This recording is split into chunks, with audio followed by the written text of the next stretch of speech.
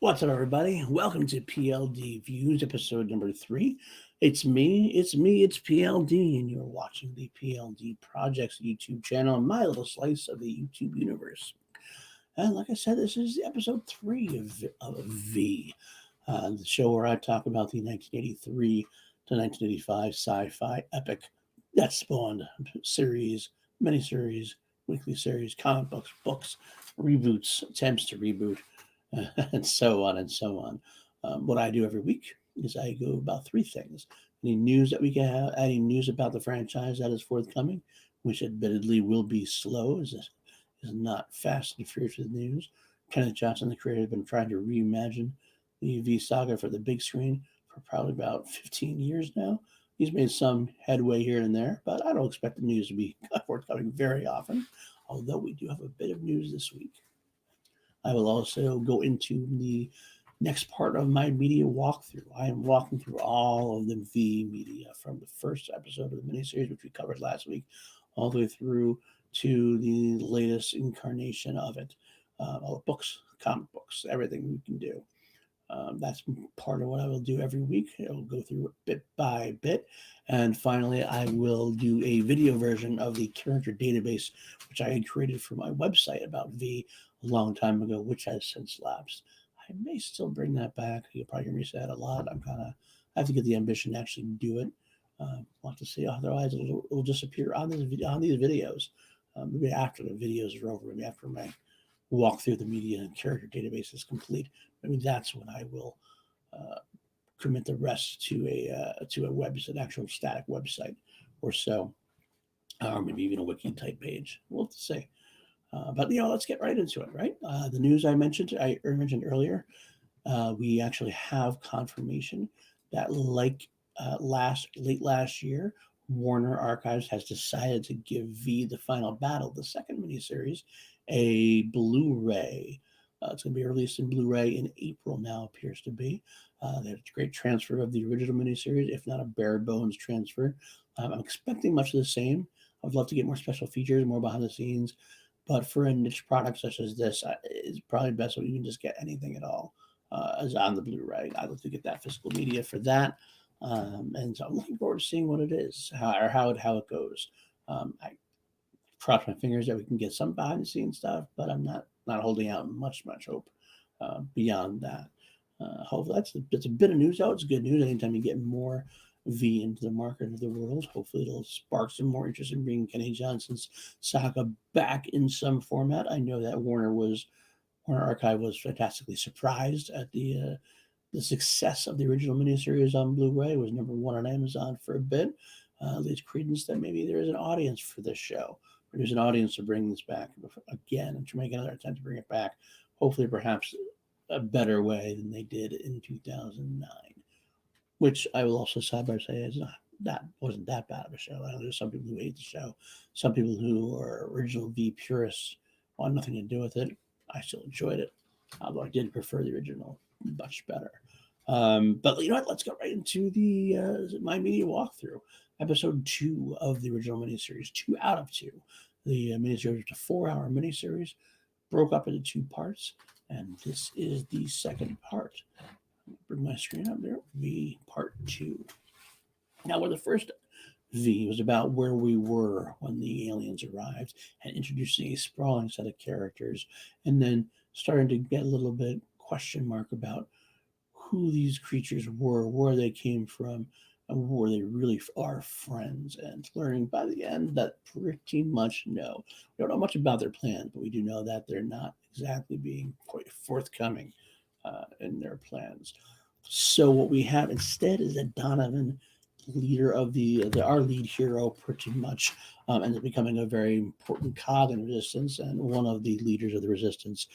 His mission in the whole his part to play in this episode is that conduit, or we get to learn more of the leader's plans.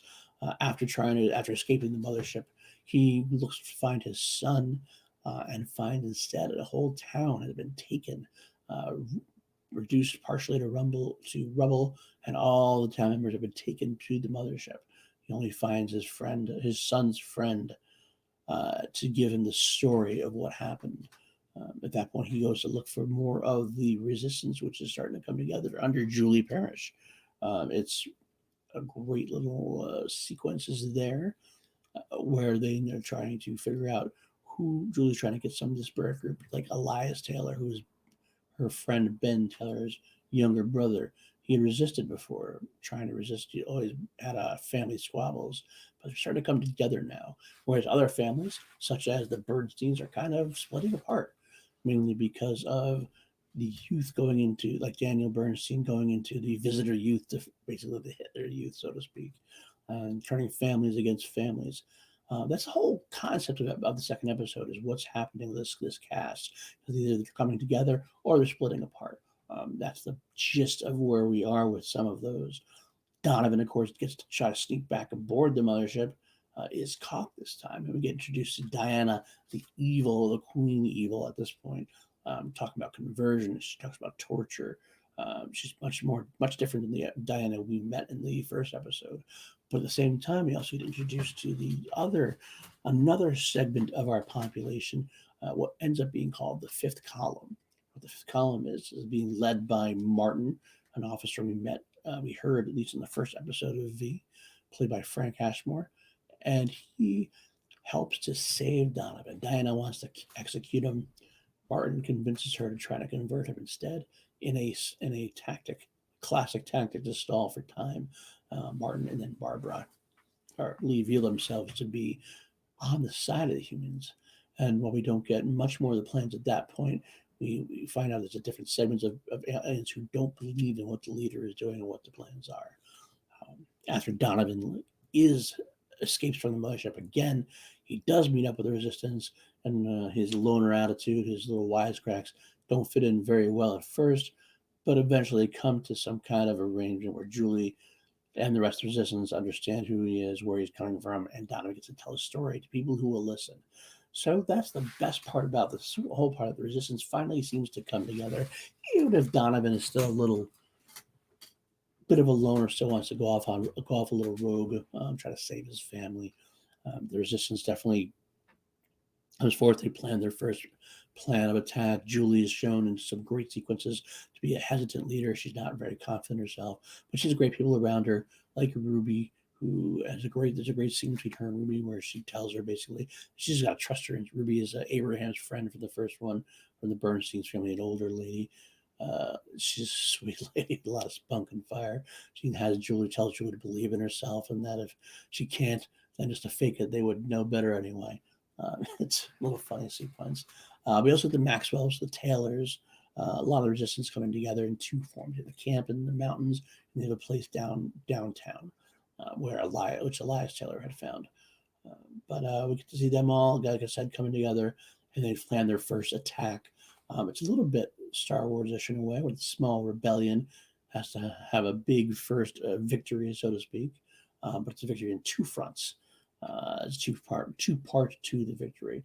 They make this big elaborate plan where they're going to attack this weaponry so they can protect themselves from the visitors, also protect the equipment that's up in the mountain camp. Unfortunately, things do go awry when Robert Maxwell's oldest daughter, wanders away for no reason, just because she's a 17-year-old kid, wanders away from the resistance base and gets picked up during past curfew hours. And something you're going to find and happens to be a lot. Robin causes a lot of trouble.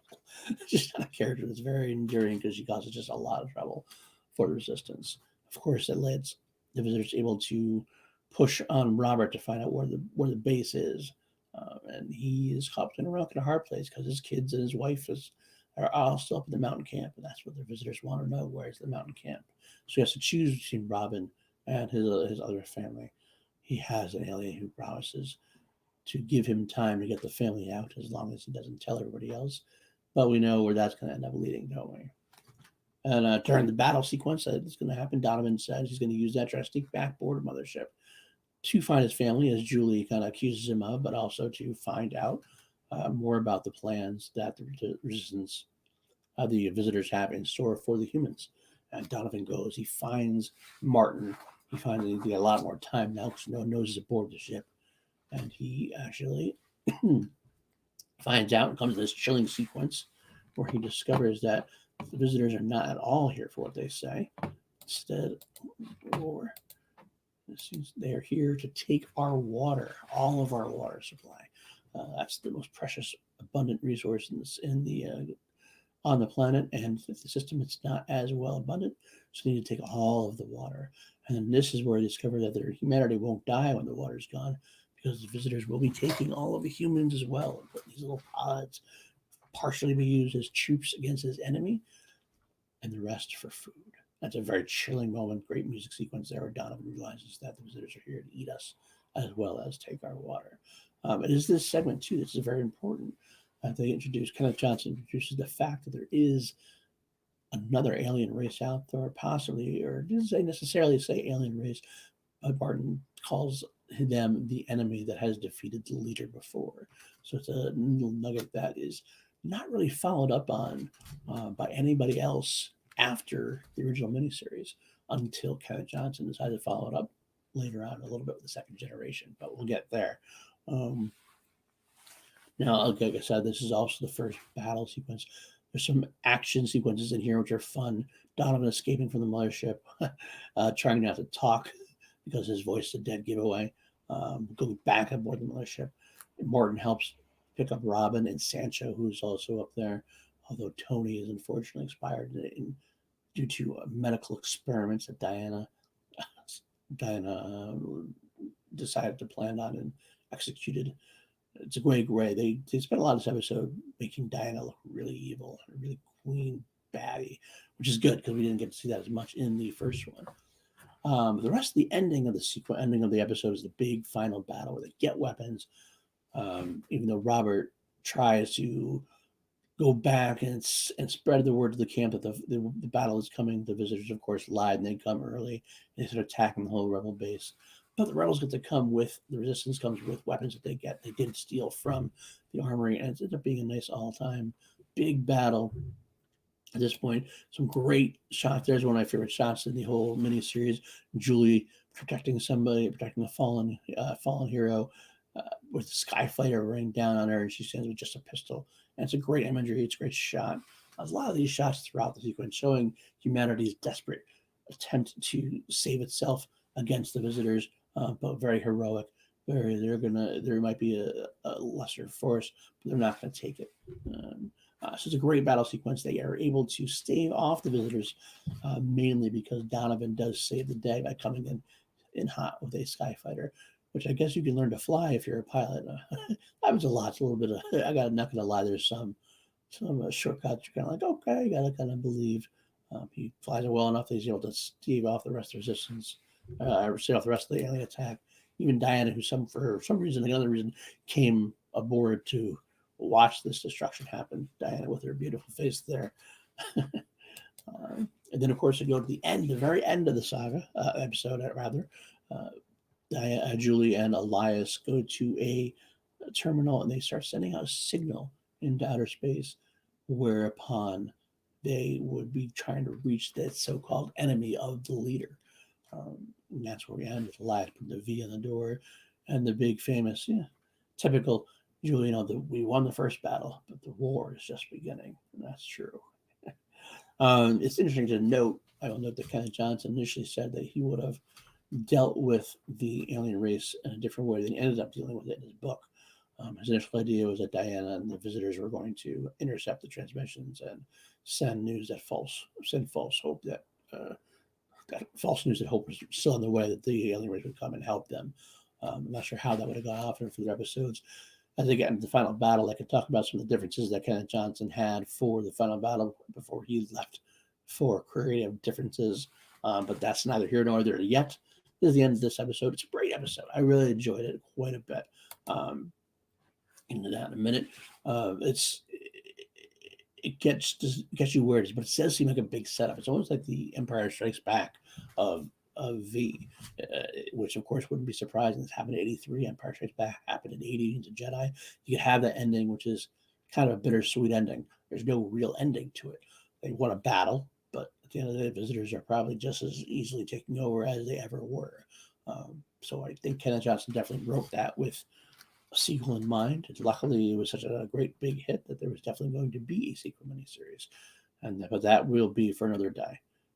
Let's get into the next segment, which is the character database. Yeah, the video character database. And last week I did Chris Faber because he happened to be a big part of the timelines that we were talking about. This week I'm going to do Mike Donovan and his family. This is the biggest hero of the saga by far, I think. Julie would be a close second. Donovan, like I said last week, I believe is a maverick. He's a combination to me of Captain America and Han Solo. He's very much a do-gooder, wants to do what's right, but definitely got a bit of a rogue streak in him. He's going to go on his own. He's going to be a little bit sarcastic now and again, and especially when confronted by anybody, Diana or Julie, when they first meet. There's a great tension between him and Julie, and it's obvious that there's going to be some kind of romantic flair there at some point. The beginning is just a little bit of a back and forth with them, as he does with pretty much everybody. But who is Mike Donovan? Played by Mark Singer. He is, of course, Mark Singer, known also, probably more known for playing the Beastmaster, which we love. I love the Beastmaster. Anybody who grew up in the 80s loves that show. I love that movie, rather. And most people tell you, Mark Singer, that's who he is. To me, he's Donovan. To everybody else, he's the Beastmaster. But I am a big fan of the Beastmaster as well. But you can tell that Donovan was very much loved. He was in every episode of all the miniseries, the TV series, both miniseries, I should say. He ended up being like 8 out of 16 novels, which is impressive considering that half the novels didn't involve the main LA resistance-based characters with appearances. He's in 17 out of the 18 comic books. He made some appearances in some of the reboots, kind of, sort of the attempts to continue, I should say. And even the actor was actually ended up going into in the reimagining. He was contacted and played a role, a small role. Would have been more if the series had continued past season 2. But even then, that was something for them. Now, of course, his big character role is to basically discover what the resistance plans are. Who are they? Where are they coming from? He is the conduit between resistance and the fifth column. He's very much a cog. It's the whole. So he's the central resistance fighter as far as the visitors are concerned. He's the one who found out who they were in the first place. He taped the lizard. He taped them ripping off their face. He taped the eyes. He taped them eating their mice and guinea pigs. He becomes the focal point of the resistance, even if he's not necessarily the leader. But that's something that does a job over time. He's definitely my favorite character. He's a fun character, even if he's a little too goody two-shoes compared to some. But that is Mike Donovan. I also use this time to touch the rest of his family. Sean Donovan is his son, and he's played by Eric Johnston, I believe his name is in the first miniseries. He lives with his mother. Mike and Margie are both divorced. But that's okay. Sean loves his father, loves his mother both. Really light of Mike's life, really, to a degree. And he was also played by Nikki Cat in the weekly series. Slightly different. He's a little older at that point. The weekly series does take place about a year after the final battle, so-called final battle.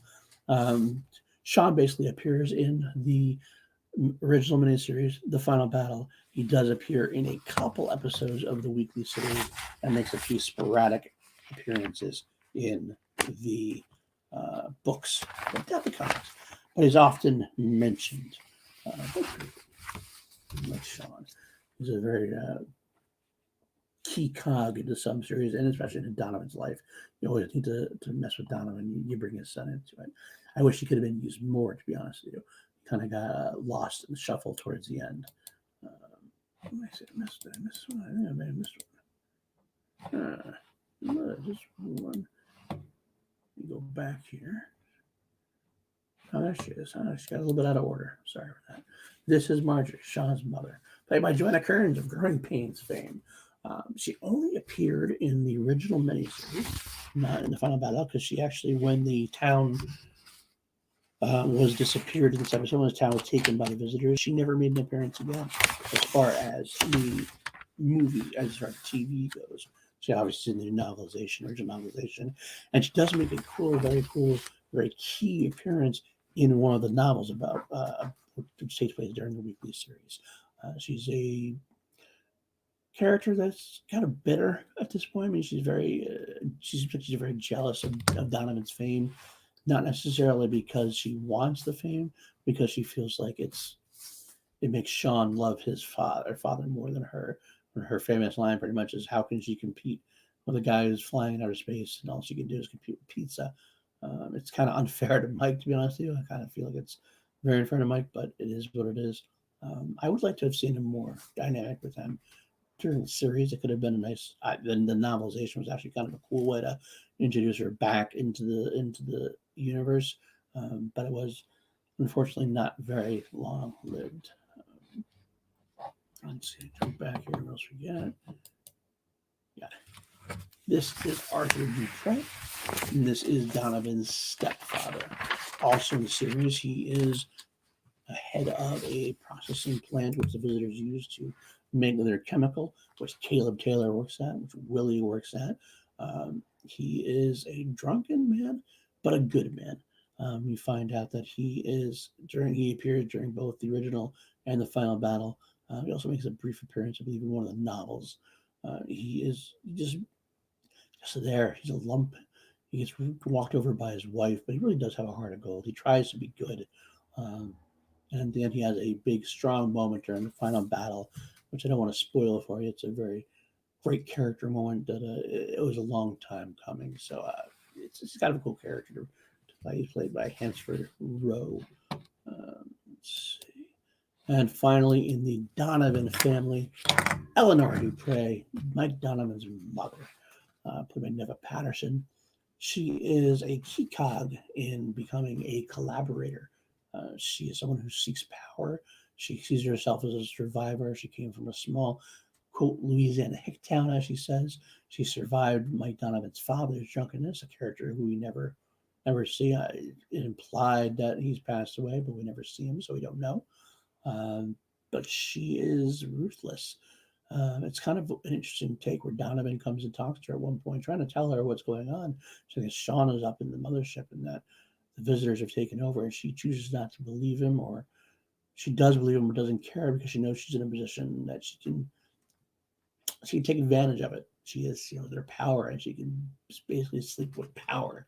And it's interesting that Donovan says that when he was young, there's a woman who taught her right from wrong, and he doesn't know what happened to her. And she's, of course, very put off by that. But it's quite obvious that they're enemies at this point. She's not a very friendly person at this point. She turns in Sancho the gardener, one of the gardeners, for trying to run scientists past the roadblock. Anything she can do for a little bit of power and glory herself, she's going to do. She's a perfect example of a collaborator. We see her in both the original and in the final battle as well. But that is the Donovans, as I basically used the Donovan tree, so to speak. Something I do the character database because there are so many characters. I tended to put them into certain trees. All right. And I already broke that last week with Chris because Chris is technically the Ham Tyler tree, but that's all right. But that's it, guys. That's this episode of PLD Views. I hope you're enjoying the little history lesson, so to speak. If there's anything you want to see, any questions you have, please leave them in the comments. Please let me know if there's anything you'd like to see me talk about V. I'm happy to do so. I'm always looking for more other segments to go through.